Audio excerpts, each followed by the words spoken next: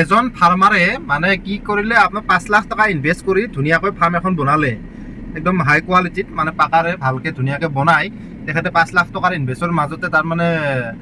যিটো আমাৰ মুৰ্গী আছে মুৰ্গীৰ ফাৰ্মটো তেখেতে আৰম্ভ কৰিলে আৰু যেতিয়া মুৰ্গীৰ ফাৰ্মটো আৰম্ভ কৰিলে তেখেতে মোটামুটি প্ৰায় মুৰ্গীখিনি ডাঙৰ হৈছে এভাৰেজ 1 কেজি ৱেইট আহিছে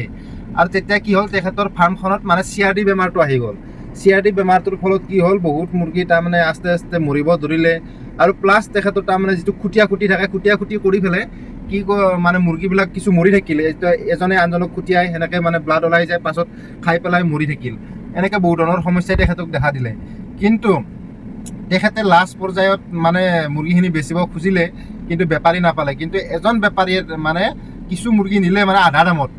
মানে বাছি যিখিনি ভাল মুৰ্গী আছিলে সেই আধা দামত কিছু মুৰ্গী লৈ গ'ল কিন্তু সেই মুৰ্গীখিনি বিক্ৰী কৰি তেখেতে 60-70 হাজাৰ টকা পালে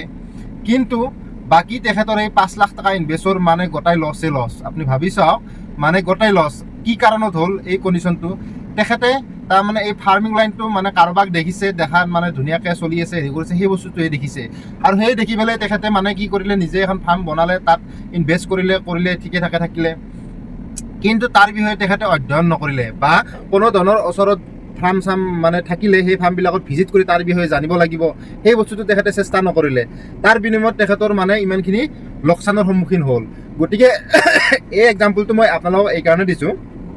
যাতে আপোনালোকেও যদি এনেকুৱা ধৰণে ফাৰ্ম এখন কৰিম বুলি ভাবে আনক দেখি পেলাই মানে আপোনালোকে নকৰিব কিয়নো যদি আপোনালোকে ক'ৰবাত ফাৰ্ম দেখিছে সেই ফাৰ্মখনত ভিজিট কৰক আৰু ফাৰ্মাৰ গৰাকীৰ সৈতে ভালদৰে কথা পাতক আৰু তেখেতৰ লগত কথা পাতি এইখিনি কথা তথ্য সংগ্ৰহ কৰক জানক যে কি সমস্যা আহিব পাৰে বা কেনেকুৱা ধৰণৰ দানা দিব লাগে কি বেমাৰ আহিব পাৰে কি মেডিচিন ইউজ কৰিব লাগিব কিমান পৰিমাণৰ মেডিচিন ইউজ কৰিব লাগিব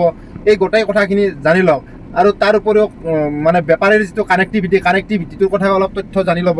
যেতিয়া আপোনাৰ মানে কি হয় বিক্ৰী কৰাত কোনো ধৰণৰ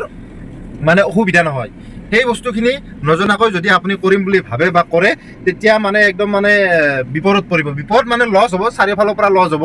গতিকে যিহেতু এটা বেনিফিটৰ কাৰণে বা লাভৰ অংশৰ কাৰণে আমি এই কামখিনি কৰোঁ যাৰ বিনিময়ত আমি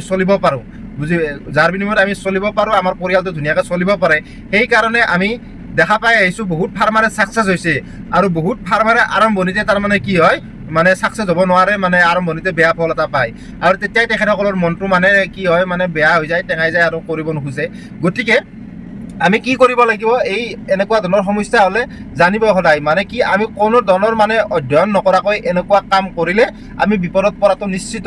গতিকে আমি একেবাৰে 5 লাখ টকা ইনভেষ্ট কৰি ফাৰ্ম কৰিব নালাগে প্ৰথম কথা যিহেতু প্ৰথম আমি কম পৰিমাণৰ এটা বাজেট লৈ পেলাই